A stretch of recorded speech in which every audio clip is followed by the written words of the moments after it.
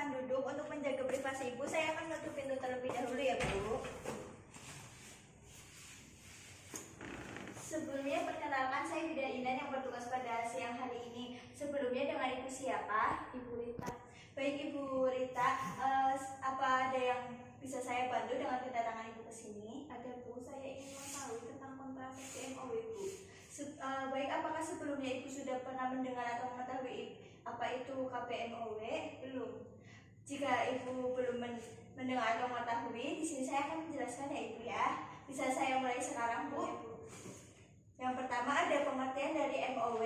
MOW atau medis operatif wanita disebut juga sterilisasi, merupakan tindakan penutupan terhadap kedua saluran telur kanan dan kiri sehingga sel telur tidak dapat bertemu dengan sperma. Kemudian yang kedua ada syarat melakukan MOW. Yang pertama syarat sukarela yang meliputi pengetahuan pasangan tentang cara kontrasepsi lain dan kontrasepsi mantap.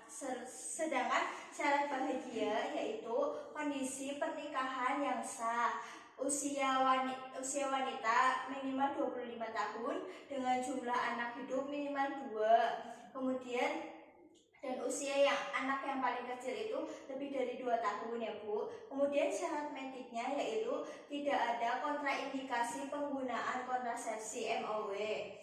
Kemudian ada indikasi dari MOW ya Bu ya. Indikasi dari MOW yang pertama yaitu adanya gangguan fisik seperti penyakit jantung, kemudian adanya gangguan psikis yaitu contohnya penyakit kejiwaan ya Bu. Kemudian memiliki riwayat toksemia berulang, tekanan darah tinggi dengan protein urin positif, kemudian SC yang berulang.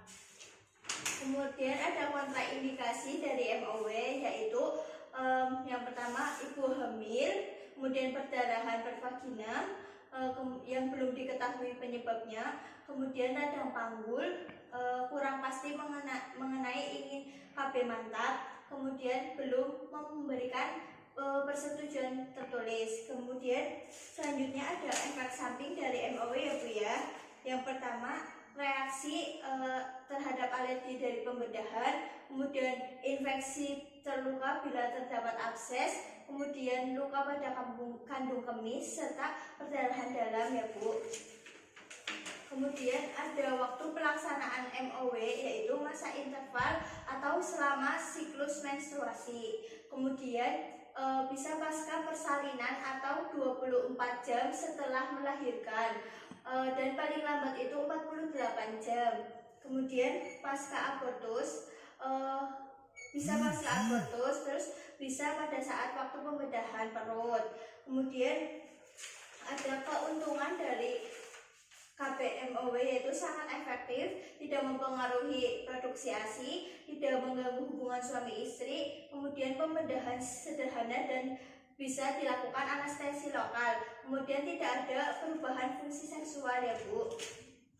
Kemudian ada kerugian dari MOW yaitu peluang kecil untuk memiliki anak kembali, kemudian klien dapat menyesal di kemudian hari, rasa sakit atau tidak nyaman dalam jangka pendek setelah tindakan, dan tidak melindungi dari IMS, HIV atau AIDS.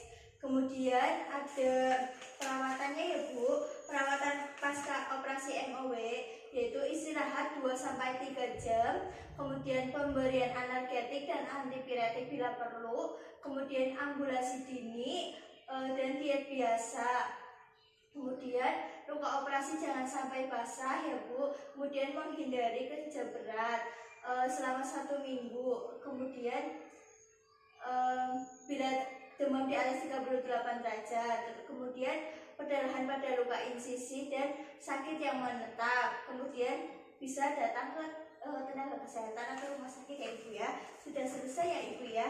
Apakah Ibu sudah paham dengan yang saya jelaskan? Sudah Bu. Baik, selanjutnya saya apakah ada yang mau ditanyakan Bu? Tidak ada. Jika tidak ada, di sini saya akan melakukan evaluasi ya Ibu ya. Apakah Ibu bisa mengulang sedikit tentang yang saya jelaskan tadi? tadi. Dan tadi kan ada kayak kerugiannya yaitu Iya. terjadinya perdarahan pada perutnya. Iya, Terus iya. terus ya ya tidak sulit untuk memiliki tidak anak. sulit untuk memiliki anak lagi ya Bu. Iya, betul sekali ya Ibu ya. Sepertinya Ibu sudah jelas dengan yang saya jelaskan ya Ibu. Nanti jika Ibu butuh informasi lagi atau ada yang mau ditanyakan, silahkan datang ke sini lagi ya Ibu ya. Terima kasih atas bimbingannya. Selamat siang.